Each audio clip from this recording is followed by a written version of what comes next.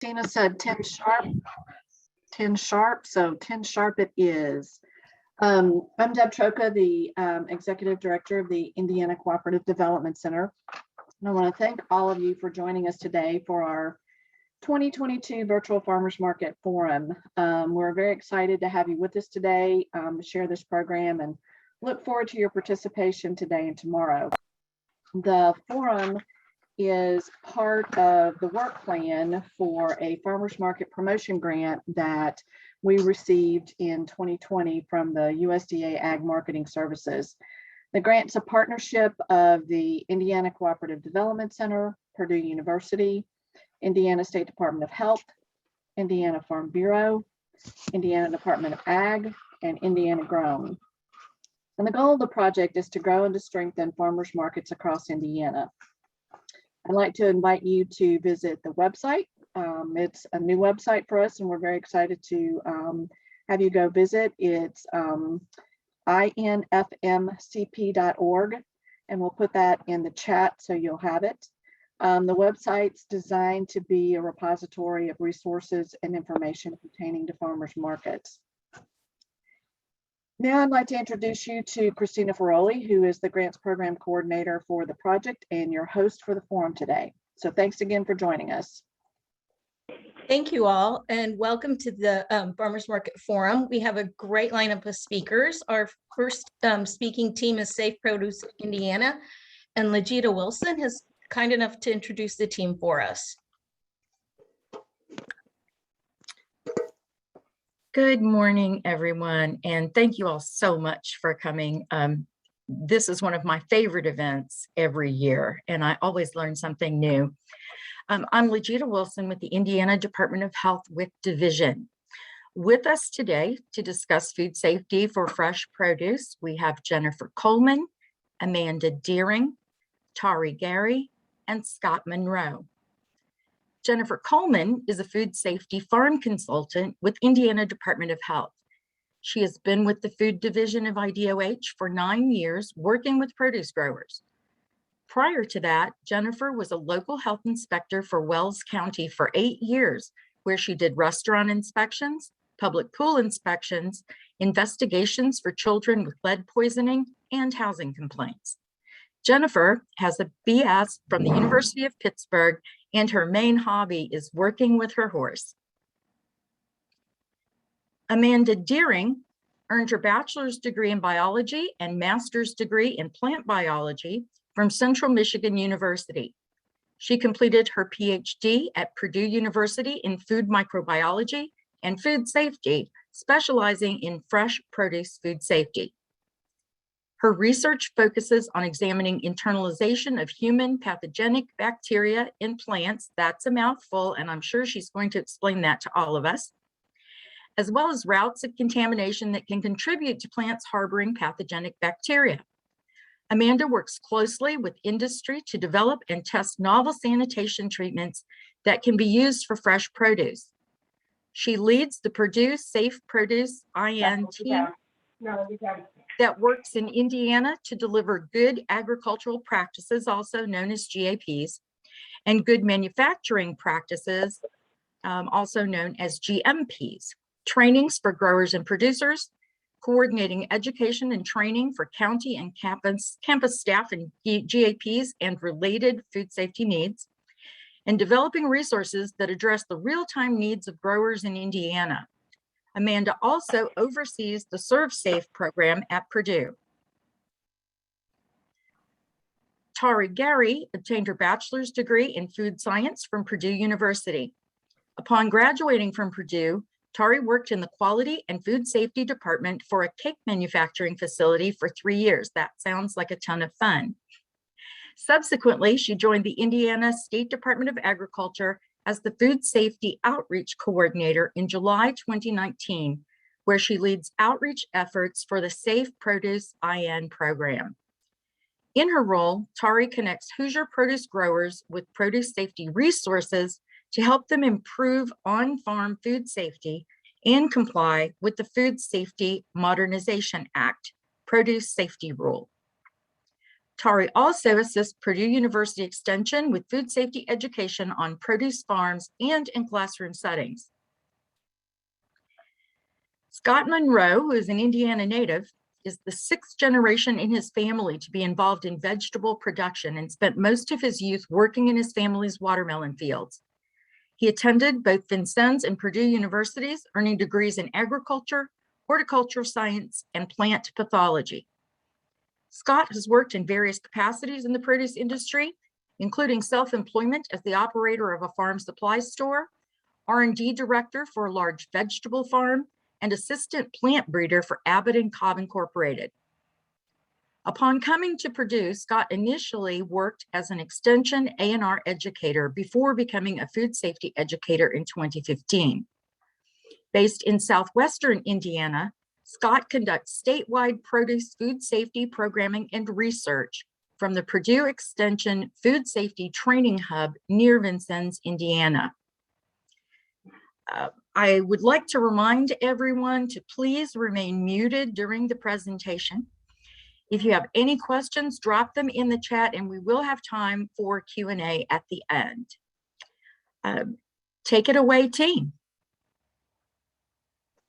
Legita. As Legita said, my name is Tari and I work for the Indiana State Department of Agriculture. So I'm going to kick things off today. And then I'm going to pass it over to Jennifer and Scott as well, so they can offer some insight on different things. And then Amanda will be joining us in the Q&A session at the end to answer any questions folks may have. So today we're going to present a little bit about Safe Produce Indiana and give a produce safety update and talk a little bit about some of the work that Safe Produce Indiana has been doing over the past year and how we may be able to help produce growers, but more specifically farmers market vendors and or growers that sell at farmers markets around the state. We're also going to talk a little bit about the Food Safety Modernization Act Produce Safety Rule, or FSMA, and that might be something that you know, vendors and market managers have heard a lot about, but you may be kind of confused about how that might apply to certain farms, or does it apply to farms at all? So those are all things we're going to dig into during this presentation.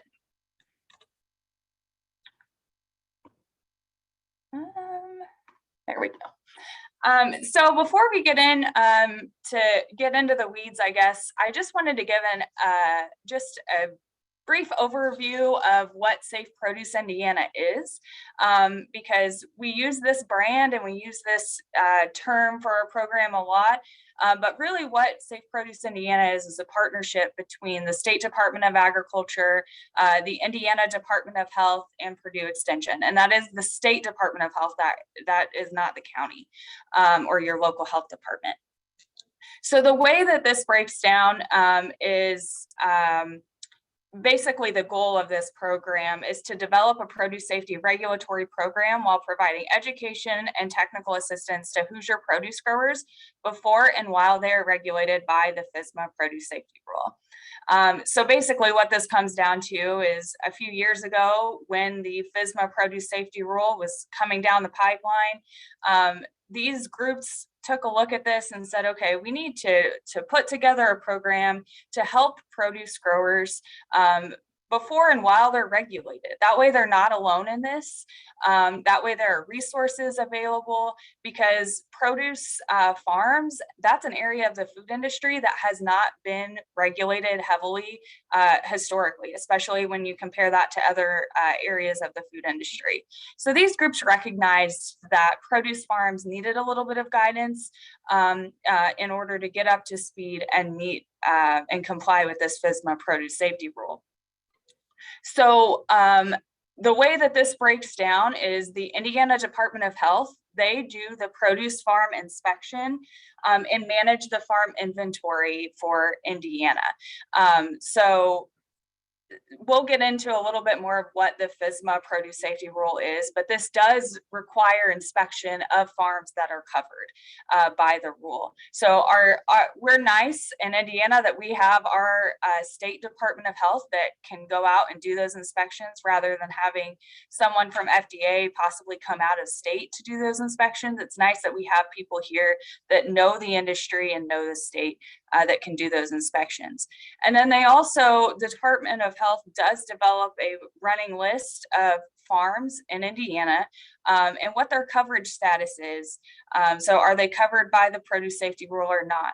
And that's something that Jennifer is going to expand upon a little bit later in this presentation. ISDA, who I work for, we lead the outreach efforts for the program. So getting into contact with growers and just steering them toward resources that can help them comply with this federal regulation. And then Purdue, of course, leads education efforts. So they do different produce safety trainings and offer those things, which Scott will talk more about later. So what is this Food Safety Modernization Act, or FSMA? Because, you know, we love acronyms in the food industry and just regulation in general. So Congress passed the FDA's Food Safety Modernization Act in 2011 in response to increased understanding of foodborne illness and its consequences. So this is one of the largest overhauls of food safety regulation that we had seen in a very long time. And the whole point of of FSMA was to take a more proactive approach to food safety. So what can the industry do in order to prevent foodborne illness and outbreaks rather than just reacting to them? So there are lots of different rules within FSMA. There's the preventative controls rule for manufactured foods. There's a rule specifically for pet food, but then there is a produce safety rule. But this FSMA doesn't just focus on produce. As you can see, it touches just about every part of the food industry. But the produce safety rule was passed in 2014, and then Indiana also adopted that under Indiana Code in 2018. So that's what allows the Indiana Department of Health to be that enforcement agency in Indiana, and they can do those inspections.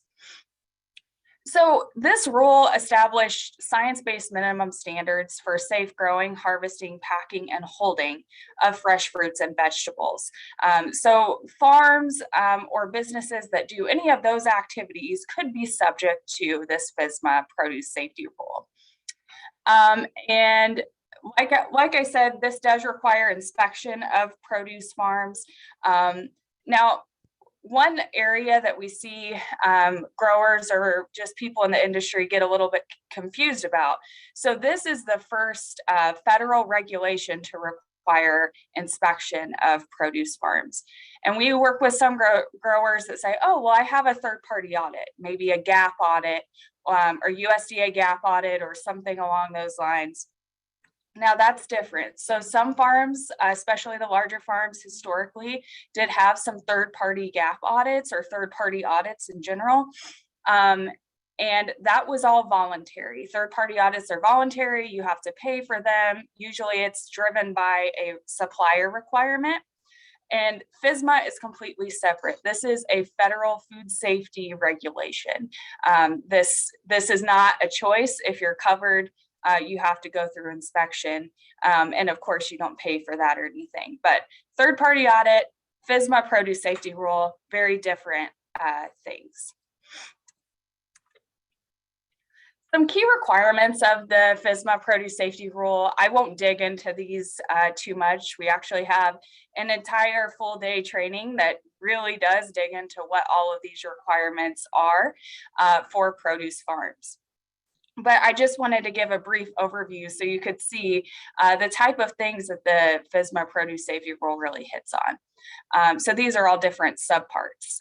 You have worker health, hygiene, and training. So that talks about things like hand washing, availability of restroom facilities, making sure that sick workers aren't handling produce, and then all of the training that goes into that as well, annual training, and then also training upon hire. There's a section or a subpart that's dedicated to agricultural water and the quality of water that we're using in both pre-harvest and post-harvest applications.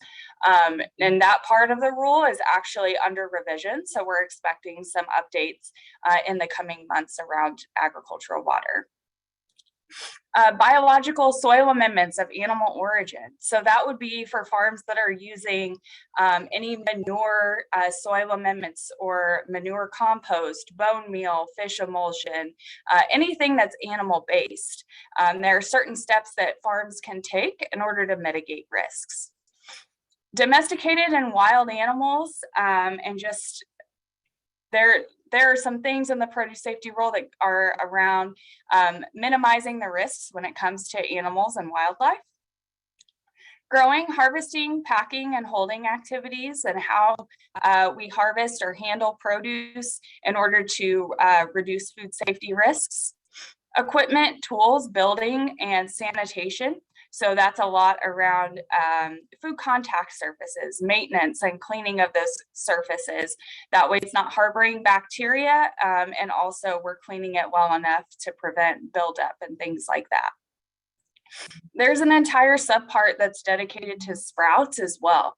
So farms that are growing sprouts have their own set of specialized requirements they have to meet because sprouts are a very high risk commodity and have been linked to outbreaks historically. So there are some requirements specifically for sprouts. And then finally, record keeping. And of all the things on this list, this is actually the area we see the most farms are really have room for improvement is record keeping. A lot of farms are doing things the right way. It's just difficult to get into that habit of writing it down. And in the eyes of FDA, if it wasn't written down or it wasn't documented, then it didn't happen. So we work with growers to try and get them into that habit of writing things down and keeping records.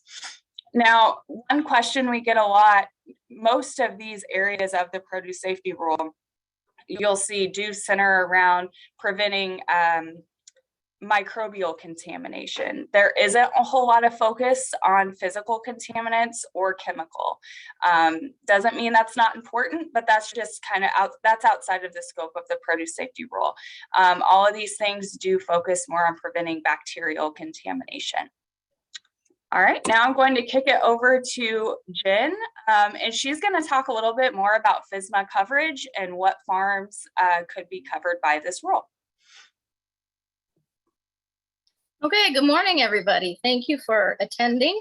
I see some names on the participant list that look familiar to me, so I don't know if I've met a few of you before or not.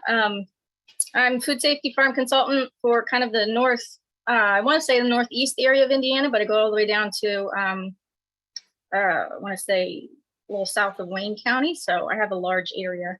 And I just wanted to cover FSMA coverage because not all produce farms are going to be covered by this rule. They're not all going to be subject. That's what we mean when we say covered by the FSMA produce rule, that you may not be subject to that rule. So the rule does not apply to all farms. Many farms will be excluded based on the size of the farm. And by size, FDA determines the size of farm based on sales. So it's not necessarily your acreage, but your sales, your annual sales. This chart might be a little hard to see, but you can find this chart on FDA's Produce Safety Rule website, and you can also find it on safeproducein.com. And it'll be on our IDOH website as well. We're just updating it, so I'm not sure if it's on there quite yet. But you can walk through the steps to determine if you are going to be subject to the Produce Safety Rule or not. So the first one here, does your farm grow, harvest, pack, or hold produce? That one's kind of obvious if you do any of those activities. Then you have to move to the next row down there. If not, you're not covered by the produce rule. So does your farm on average, and it's a 3-year average, does your farm on average have $25,000 or less in annual produce sales? So if you're under $25,000 a year in produce sales, then that rule does not apply to you. You're excluded from the produce safety rule. If you're over the $25,000 you have to go down to the next line here, and it says, is your produce one of the commodities that FDA has identified as rarely consumed raw? So if it's something that's rare, that the public generally consumes cooked, then it would not apply to this rule, because if it's going to be contaminated with some pathogens and it's most likely to be cooked, then it's not as much of a concern as something that's going to be eaten raw. Like a lot of people eat tomatoes raw, or cucumbers and that kind of thing. So if you're growing things like corn, sweet corn, potatoes, sweet potatoes, and FDA has like a list of things that are included on this rarely consumed raw list, like pumpkins, winter squash, sweet potatoes, beans, that kind of thing. If that's all that you grow, then you're not covered by this rule. But if you grow that plus other things that are consumed raw, typically, you still have to go down to the next line and see if the rule pertains to you. So, and you would also have to consider each commodity separately. So if you grow both, the rule might apply to part of your farm that does the covered commodities and not apply to the other part that just does like the sweet corn or potatoes. And then the next line here is your produce for personal or on-farm consumption. That one seems kind of obvious, but if it's just for personal use, then that's not covered by, your farm's not covered by the produce safety rule. And also, if we move down, is your produce intended for commercial processing that adequately reduces pathogens, such as canning or distilling, if it's destined for, like, say if we have farms that sell tomatoes to Red Bull, and those are all going to be canned, then those farms would not be covered by the rule. Or mint farms that all distill their mint, those would not be covered by the rule. So then we move over here to the big blue block that is probably the most complicated part of determining whether your farm is covered by the produce safety rule or not. The produce safety rule offers what is called a qualified exemption, and to be considered qualified exempt, you have to meet the criteria that's listed here, and it's on the next slide as well. But to be qualified exempt, you have to have less than $500,000 in annual food sales, and that and that includes all food, not just produce. We'll go over that too. And you have to have a majority of the food sold directly to qualified end users. So if you sell let's say you sell over $500,000 in corn and soy, but then you sell $10,000 in tomatoes or something, you still would be subject to the rule because you're then over that $500,000 limit. But we can go to the next slide, and then we'll talk about more of the criteria for qualified exemption.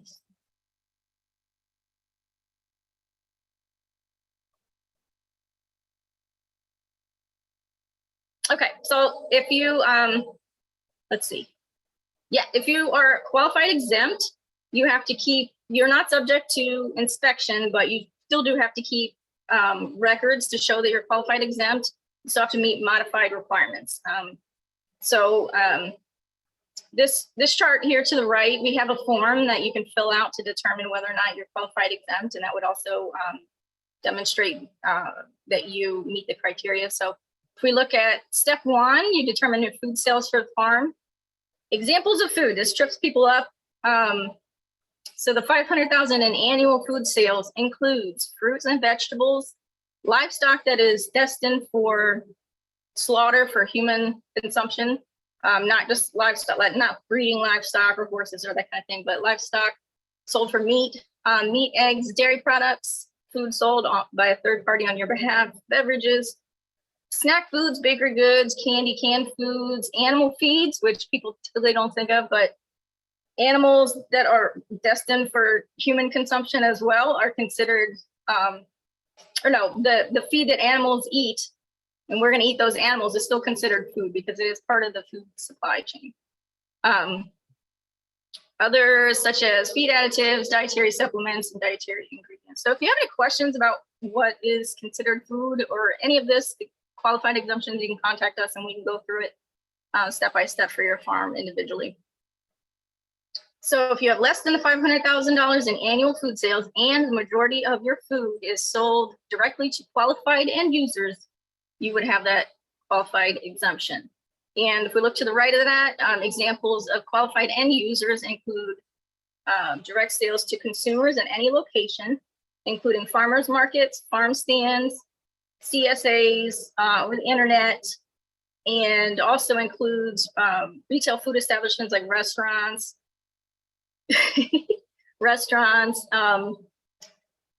and other retail food establishments that are located in the same state or Indian reservation as the farm that produced the food, or no more than 275 miles from your farm. So the majority of the sales, like 50% or more, has to go to the qualified end users, directly to the consumer or to a retail food establishment to be considered a qualified end user. I mean, a qualified exemption. See, even I'm getting tripped up. But you can call or email us and let us know if you have questions. We can walk through that with you. But IADOH has created a form that you can fill out. We have a fillable form. It's going to be on our website. And I think it's already maybe on safeproducein.com, where you can fill in that information and it'll do totals. It'll add everything up for you and see if you are, if you meet the criteria for the qualified exemption. This sun is killing me here. Let's see if I got everything. Hey, Jen, can you just mention what that qualified exemption review process looks like?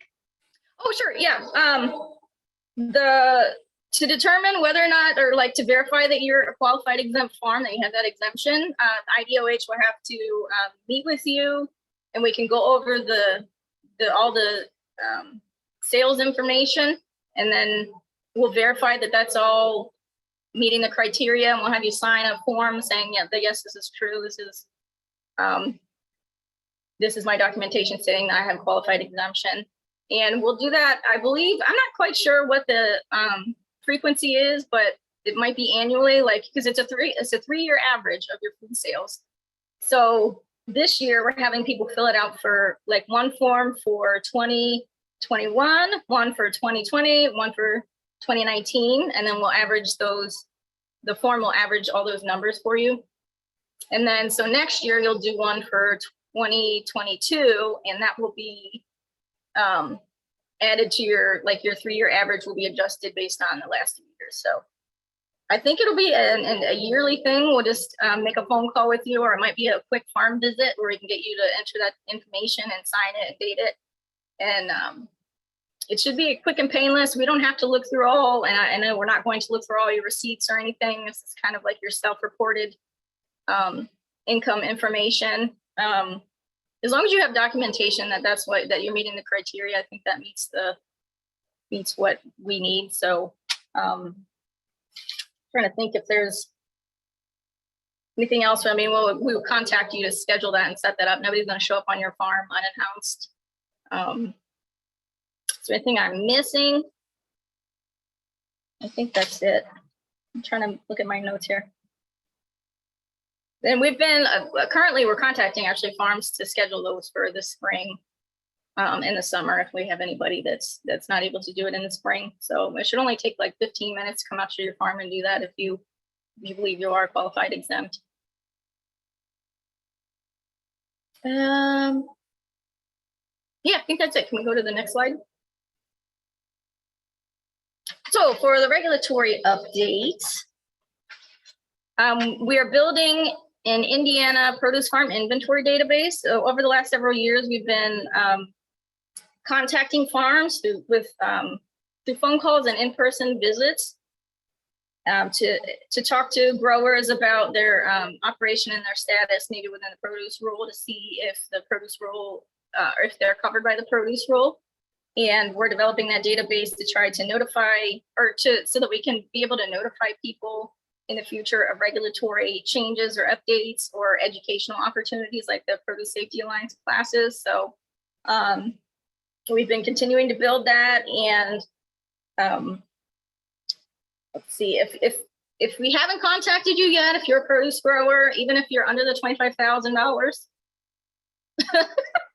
even if you're under the $25,000, if we haven't contacted you to talk to you, please get a hold of one of us and let us know, because some of our education Funding is dependent on the number of farms we have in Indiana, even if you're not covered, because we can still offer the food safety training to those who are under the $25,000. And we don't know where a lot of farms are. We have a lot of farms on our list, but on our database, but I don't think we've hit a lot of them. I think we're still missing a lot of people. So if you would, just give one of us a call or email or contact us in one way or another and let us know that you're there. And we don't give out this information. We're not soliciting anything. It's just if we have a regulatory update or say there's an outbreak in your area, whatever, we're going to send you that kind of information. And let's see, IDOH has completed 89 produce farm inspections since 2019. And we plan to continue conducting initial inspections for some of the farms that we haven't gotten to yet. So this summer, we plan to do those. And these initial inspections, since this whole produce rule is a very new thing and being regulated is new to a lot of growers, the initial inspection is only educational. And so we won't write up any violations or anything that we see. It's all just, we're going to talk about it. And unless it's egregious, something really, really egregious where we see a source of contamination and a route of contamination, we wouldn't write it up unless it's egregious. And I don't think we have found any egregious, I could be right, I'm not aware of any farms that had egregious conditions that we had to document. And even if it was, we would just do a follow-up inspection, come back and make sure that everything was taken care of. So, and everybody's been pretty good. Like Terry said, the hardest part is the documentation probably. Everybody hates paperwork. I hate paperwork, but we got to do it to verify that everything's being done. And so on an inspection, we'll come out and look at your paperwork to see your logs and records and things to see that you got everything straightened out. But that's probably the biggest one that we've seen this year is not having documentation. So everything's been pretty good, and I wouldn't worry about an inspection. It's easy for me to say, but I wouldn't worry too much about an inspection because we're going to work with you. Nobody's out to get anybody, and this is a very new thing. So it's going to be educational. And all inspections are scheduled in advance, so nobody's going to show up on your farm. Nobody should ever just show up on your farm for regulatory purposes to do an inspection without contacting you first. So we'll schedule those at a time that's convenient for you on a day that's convenient for you. And IDOH should be notifying farms of their inspection status by March. So we're starting to send out letters about inspections and should be notified if you think you're going to be subject to inspection. If you're a farm that we have not contacted yet, you can get a hold of us and we can get you that information. But if you also, before inspections, we offer on-farm readiness reviews. So those are like mock inspections. And if you're interested in one of those, there's no cost for it. And it's a collaboration with the State Department of Health, the State Department of Agriculture, and Purdue.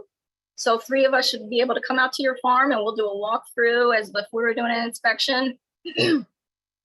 Notify you, if we see anything that doesn't meet the standards of the produce safety rule, and then the Department of Ag and Purdue can work with you to figure out how to remedy those things. So that's a great resource, it's a great tool. If you are needing to get inspected and you haven't been inspected yet, or even if you're not subject to the rule, it's just a good resource to have. We can always do walkthrough consultations with you as well if you're just curious about whether or not you're kind of doing the right thing for as far as food safety. So that is available to you.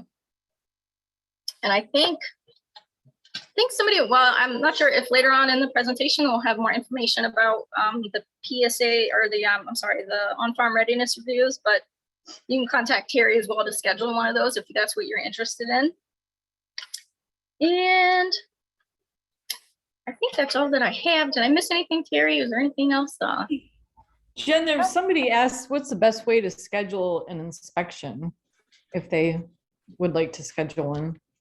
If they're just wanting to schedule one, they can call one of us. It will depend on what area you're in, who is going to conduct your inspection, but I can get that information, or if you have one of our emails, you can email us and then I will get the information to the right person. But you would just contact us and then we could get back with you and schedule whenever it's convenient for you. the conclusion of the presentation, there's a contact us page, and there is an email for the produce safety team at the Department of Health. So you can use that email if you want, and that just goes to the produce safety team. They'll direct that to the right person. So that email will be coming. I think that's all I have. Thank you guys so much for your time and attention. I appreciate it. All right, now see there's a hand raised. Anne, go ahead. Yeah, I have a question. So all of these regulations and inspections, they are only for people who are not exempt, correct? Correct. Okay, so if the little farmer at my market is exempt, he has to keep records to prove that he is exempt? No, if he's selling under the $25,000 of produce and he's excluded from the rule, he does not have to keep records. You only have to keep Okay. records if you are have that qualified exemption. So that would be if you're over the 25,000. Okay, But under 500,000, I know it's very it's hairy, but if you're under 25,000, then you're just exempt. You don't have to keep any records. okay, very good, thank you. And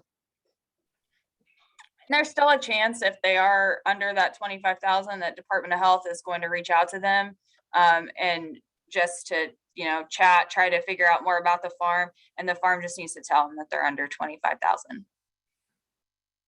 Thank you. Okay. I also saw a question in the chat box about sending this email or this presentation out. I can pass this along to Christina when we're done, and she can send this out if you guys would like that. Now I'm going to pass it over to Scott, and he's going to talk a little bit about education and then also just some technical assistance things for farmers market vendors.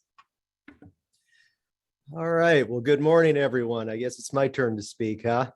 What we want to do is just kind of continue this, excuse me, idea of what Safe Produce Indiana is. And, in Indiana, we're really, really fortunate because we have groups that can come together like this and work together. And really, it's just a huge advantage for produce growers that we can do this. And that we can kind of present a united front, if you will, to kind of help growers navigate some of these issues. So I am with Purdue Extension, joined, as you can see, with by my partner in crime, Amanda Deering, who I see there watching. And we form the produce side of Safe Produce Indiana. Our part in this is primarily education.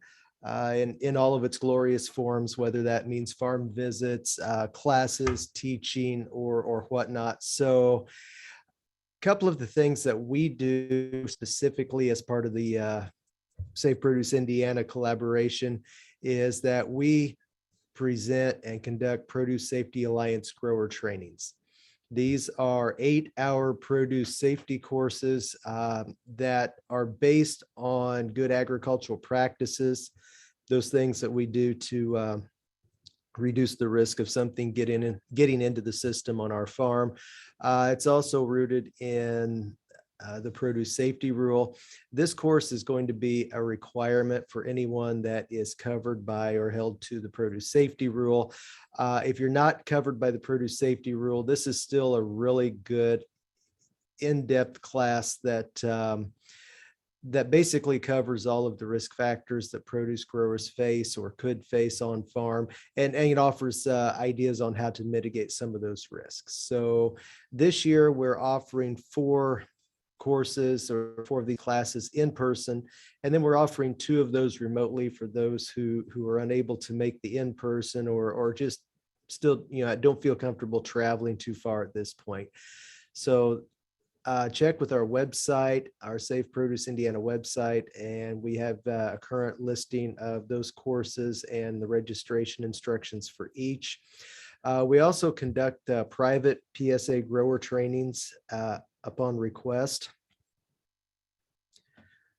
So these basically, if you have a group that is wanting to have this training locally, let us know. We do this quite a bit for co-ops, grower groups, etc. So again, we're more than willing if you can't make it to one of our in-person or public offerings. If you have a group of 5 or more growers that want to take this at the same time, let us know. We can do a private training.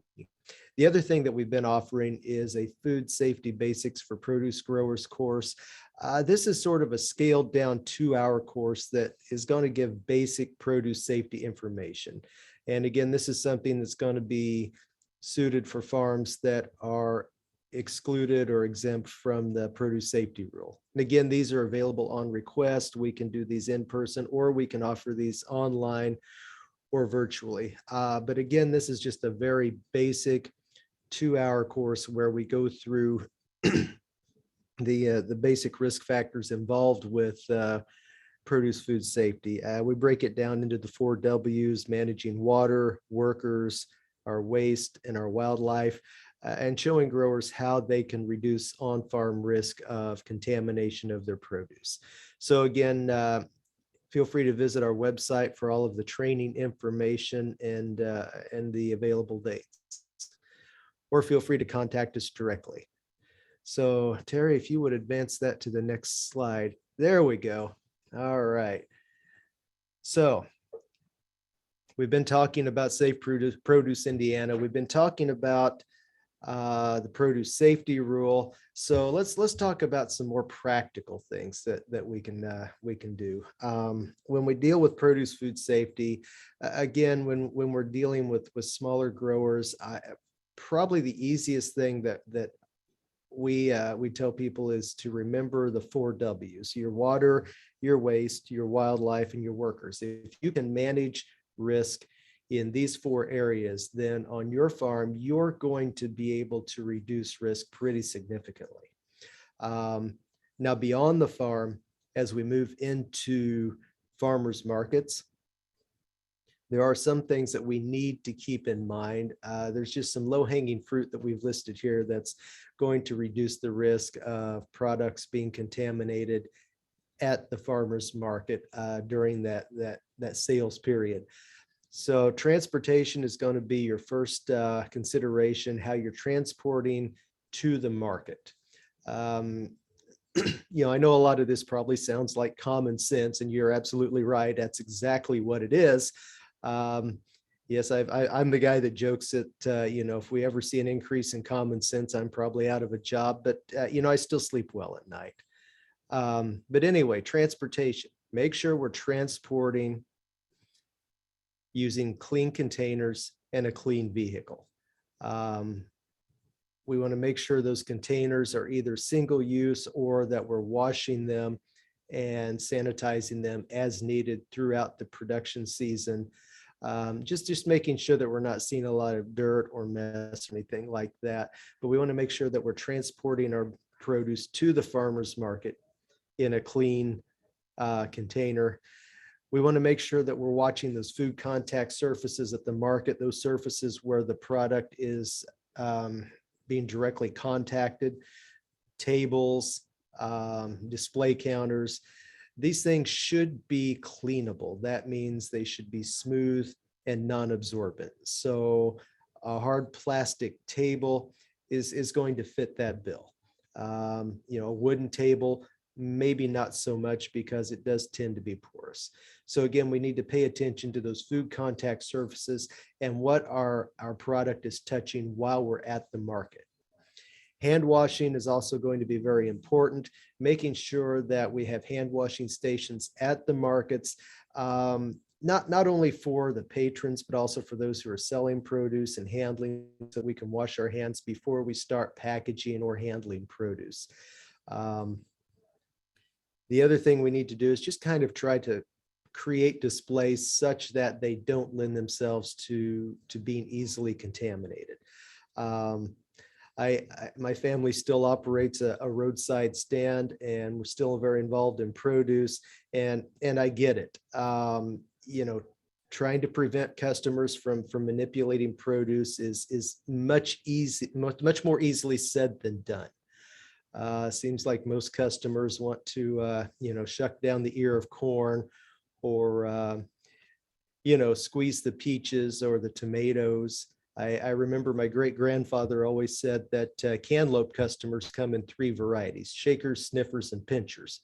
Shakers that want to hear the seeds rattle, sniffers that want to smell the cantaloupe, and pinchers that want to make sure that blossom end is soft and test it by generally putting their thumb through it. So I get it. It's hard to keep customers from interacting with the produce. And that's just part of going to the market for the customer, is interacting with the produce. But we need to make sure that we're doing our displays in such a way that we're minimizing that, or at least encouraging our customers to hand wash prior to manipulating any produce. That may mean having prepackaged produce or any number of things to kind of reduce that manipulation. Signage is another thing we need to think about. Signage with the farm name and address. And this is one of the requirements of the produce safety rule that we're not exempt from as smaller growers. We do need to have a sign with the farm's name and address, for the simple reason that in a lot of cases, this is as close to being able to trace products as we're going to get. So you do need to make sure that your products are identified just somewhere within your display. You need to make sure you have that sign with your farm name and your address. So those are kind of some practical things we look at as we look towards maybe helping to reduce the risk of produce contamination while we're actually at the market. So if we could advance that slide. Resources available to produce growers. I tell people the good days in this job are those days when growers call us and we get away from the computer, out of the office, and out on the farm. So please don't ever hesitate to pull us away from those computers. But again, we do offer several resources to produce growers. Probably one of our most popular is the on-farm readiness reviews. We'll actually go to your farm. And Tari, correct me if I'm wrong, these are going to be, we're going to be registering for those through Department of Health this year. Is that what I understand? Yes, that's correct. After we wrap this up too, when I'm not sharing my screen, I can post a link to the online request form for on-farm readiness reviews. So you can just submit an online request for that as well, or you can contact the Department of Health directly. Okay, and an on-farm readiness review, basically, once you've registered for that and set a date, a team will come out to your farm and do a free confidential assessment of where you are in terms of compliance with the produce safety rule. We do these for farms that are not covered by the produce safety rule and are very willing to do so. But in general, these reviews were developed to help farms see where they are in terms of compliance. What happens is that there will be a team of us from Safe Produce Indiana, generally 1 or 2 of us from Purdue, someone from the Department of Ag, and someone from Department of Health will come to the farm as a team, do a walk around. And, we're not going to sit there and go through all your records. But what we will do is walk around the farm and kind of point out some of those areas where maybe you need to strengthen your food safety a little bit, or some of those areas that might be of concern during an inspection. The really cool part, it's like taking an open book test, because your inspector is going to be right there. And if there are issues, you've got folks there that can immediately offer feedback and suggestions. So it's just a very, very useful service that we offer to growers. On-farm technical assistance, we also offer that to growers. Any time that there's any questions, you have any issues with regard to produce food safety, feel free to get in touch with any one of us on the team. And again, we're always more than willing to come out to the farm, take a look around, offer advice, offer assistance in any way that we can.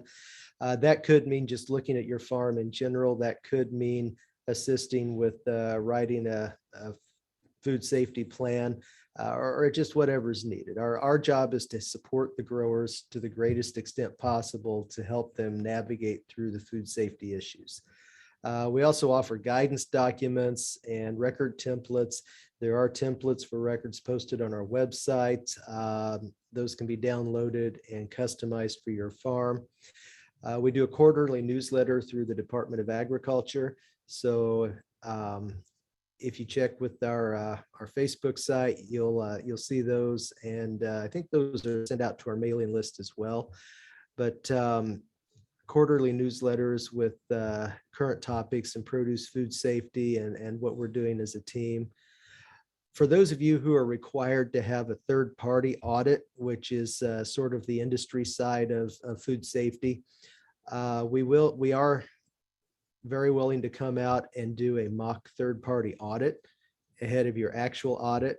So whether you're certifying in a harmonized system or Primus GFS or whichever system, Global Gap, Canada Gap, whatever, we're always more than willing to come out and run through that audit scheme and do a mock audit in advance of your actual audit, just to see if we can spot any red flags that might be an issue.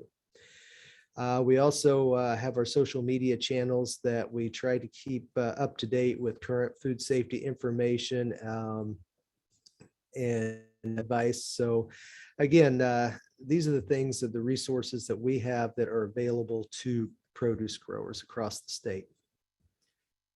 Okay, next slide. Oh, and most importantly, our contact information. So again, I see we've got the Department of Health, Produce Safety Team, their contact information. My contact information is on here. And I did notice Amanda put her contact information in the chat box. So again, anytime that there's any food safety questions or issues, feel free to contact any of us. We're here to help. So with that, I guess we can open this up for a few minutes for questions. Thanks, Scott. So I did see a question in the chat box. How does FSMA apply to resellers at farmers markets? Jennifer, you might be the best one to address that as far as FSMA coverage goes. So who asked that question? Susan? Are you talking about people that sell it, people who buy produce to sell at the farmer's market, or people at the farmer's market who sell stuff to somebody that's going to resell it? I guess, can you clarify your question?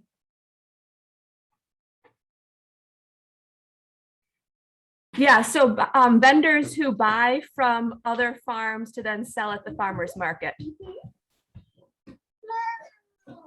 Yeah, I don't think that would be, see, this is where it gets a little tricky here. If you are buying it from a farm and reselling it, since you are not the end consumer, it would go back to that farm that's selling it. Like if you are, the farm that's selling it wouldn't be selling it to qualified end users, I don't believe, because somebody's going to resell it at the farmer's market to somebody else.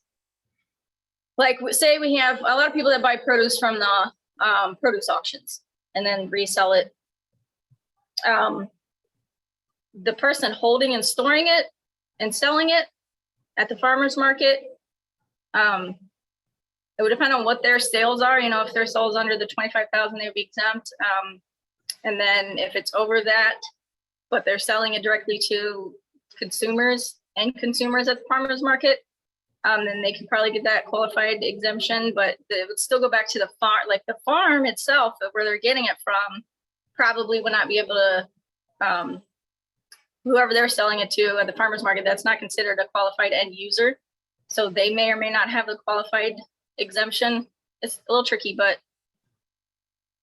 it depends. I'm trying to think of the best way to say it, but there are two different entities, I guess, that we would have to think about, is the person selling it at the farmer's market, whether they would be exempt or not, and that's based on their sales and who they're selling to. But then we have the farm that they get it from, and then we have to consider them as well separately. So if I'm a market manager at a farm that has a vendor that resells, what should I be looking for as far as what are their requirements? Like, do they have labeling requirements or anything else that I need to be looking for?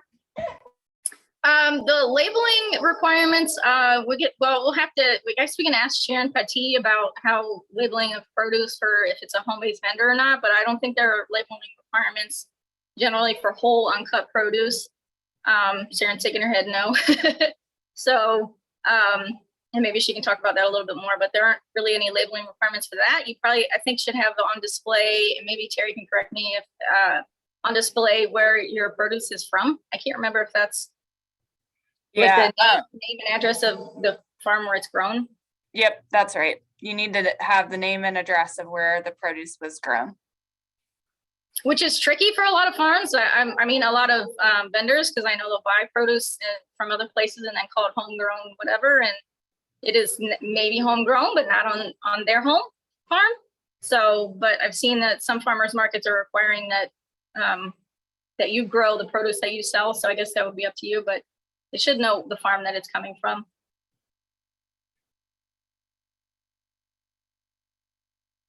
But it doesn't have to be, I'm sorry, it doesn't have to be individually packaged and labeled that way. So I think if you just have like a sign or something that says where the produce is from. And you can contact us directly too, if it's easier. It's kind of easier to do by case basis. Okay, we have another question in the chat box from Nancy. Are there lists of farms that have qualified exemptions? No, we don't really have a list of qualified exempt farms. One, we're still trying to figure out who they are. And two, no, we don't really have a list of qualified farms. We have a list of farms that are registered with us, or some of the farms that are registered with us, and that will be on our website, but we do not have a list of qualified exempt farms, no. Okay, and I see Anne has her hand up. Anne, do you have a question?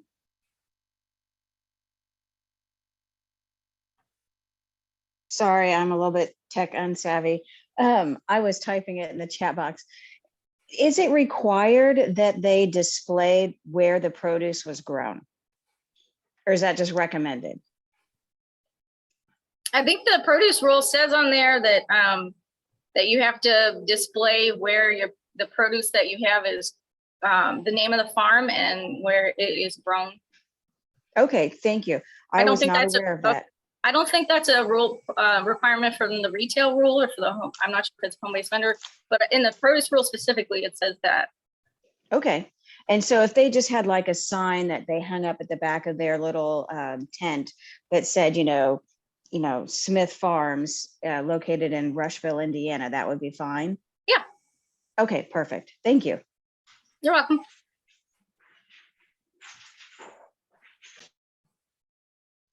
I have a question. Yes, Sure, go ahead. For the people that buy from an auction, it's not really possible to track what farm it actually comes from because it's a buyer number and they don't reveal to you, and it's listed as a grower, so you don't really have access to any information. That is true, and we have a lot of hangups trying to figure out how things work with produce auctions because that is difficult. It just gives you a number and not necessarily where it's grown. I mean, you can go to the desk and ask who the farmer is that has that number, and I think they should be able to give that to you. I don't know if you've asked before and they've refused or something, but I don't know that we have that part worked out. How you would figure that out, other than that, asking the desk. But I don't know, Terry, do you have any thoughts, or Amanda or Scott? I think with all of this, the excuse me, the intent is that we have some form of trace back to the best of our abilities. So again, whoever's selling at the farmer's market, if they have the sign with the name of their specific business entity, and of course, records of where their product was purchased, if they're reselling, then, with that information, that would allow trace back should there be an issue with some of the produce where you could go back to the produce auction and say, we're taking, we have an issue. We bought this from, our number is such and such.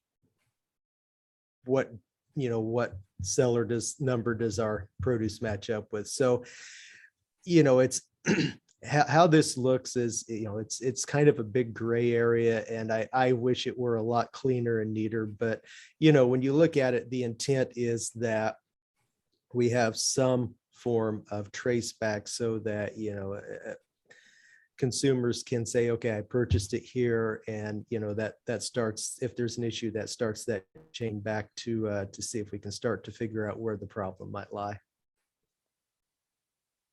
I have a question. I'm just wondering, when you say traceback number, what do you mean by that from auctions? Because we deal with that a lot with our markets. Just making sure we know where the food's coming from. What do you mean by a traceback number from food auctions? Well, the auctions that I've worked with, of course, they use the number system. Each buyer at the auction is given a number. But the ones that I've worked with, generally the sellers are also given a number so that there's particular produce can be identified. So, theoretically, if there's an issue, one should be able to go back and say, I purchased this lot, here's my number, what seller number does that match up with? Now, does that happen all of the time? That's that's up for debate, because each one of these auctions is operated a little differently, but in theory, they should be able to tell you whose produce you bought if you have a need to know. I would say the auctions that I've been to also do the same thing, like the Northeast area auctions, and even down to Wayne County, all the boxes have a little sticker on them. So for your own records, I would keep track of that little stickers or write down the information with the seller number. And they also usually have a date on there when it was harvested and that kind of thing. Like Scott said, they'll be able to figure out who the seller is and what the produce was and what was harvested or when it was harvested. So probably for your own record keeping, I would just write that down. And I see we have a question here. How does this work for those who have their own market or store and not a farmer's market? And Jennifer, correct me if I get this wrong, because you're the regulatory person, but my understanding is that if someone is growing produce and then selling it at their own store, then it would go back to the conditions set up for coverage under the produce safety rule, and they would most likely be a retail food establishment, and that would count towards their qualified exemption. Is that correct? Yeah, if your question is just about coverage, then those sales would be directly to the end consumer, unless you're selling it to somebody who's gonna, somebody who buys a bunch of it is gonna resell it. But you would total your sales, and those would be considered direct to end user sales. If you're talking about labeling and stuff, I think as long as they know what farm it is, I mean, obviously they're driving to your address to know, so they would know where it's sold from. But I don't know if the question was about something else or not. And Jen, that would be true, correct? That even if you sold to your local grocery store, that was just, they're not transferring it to another store, as long as it's staying at that local grocery store for sale, that would still be to the end qualified end user, correct? Yes. I know it's all convoluted because nothing's easy. When is any FDA never makes anything easy? So contact one of us if you have more questions. I guess I think we're running out of time. So yes, thank you guys so much. And feel free to reach out to any of us if you have any other questions. I'll post some of these links in the chat box to the OFRR request form, qualified exemption